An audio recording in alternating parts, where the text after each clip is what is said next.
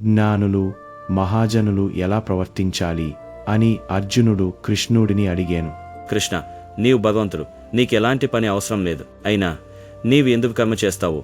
అసలు జ్ఞానులు మహాజనులు ఎలా ప్రవర్తించాలి? అర్జున, నన్ను చూసి లోకానికి మార్గదర్శనం కావాలి. నేను కర్మ చేయకపోతే ప్రజలు కూడా కర్మను విడిచేస్తారు. లోక సంచారం నాశనం అవుతుంది. మహాజనులు ఎలా ప్రవర్తించారో సాధారణ ప్రజలు కూడా అలా ప్రవర్తిస్తారు.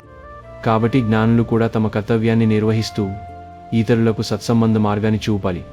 కృష్ణుడు చెప్పింది మన జీవితానికి వర్తించాలి అంటే నాయకులు, పెద్దలు, జ్ఞానులు తమ ప్రవర్తన ద్వారా సమాజానికి మార్గదర్శకులవుతారు. వారు చెబుతుండడమే కాక ఆచరణలో చూపించాల్సిన బాధ్యత కూడా ఉంది.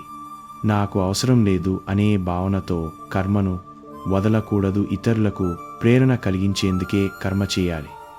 విద్య, జ్ఞానం ఉన్నవారు గర్వం కాదు, వినయంతో సేవాభావం కలిగి ఉండాలి. నిజమైన జ్ఞానము అంటే తమ గొప్పతనం కాక సమాజానికి ఉపయోగపడే దారి కావాలి. ఒకరి సత్కర్మే లక్షల మందికి మార్గం చూపగలదు. మొత్తానికి ధర్మపరులైన నాయకులు, గురువులు, పెద్దలు తమ ఆచరణలోనే ఆదర్శంగా నిలవాలి. వారు చెబుతూ చేస్తూ ఉంటేనే సమాజం మారుతుంది. ఒక్కరి కర్మే లక్షల మందికి మార్గం చూపగలదు.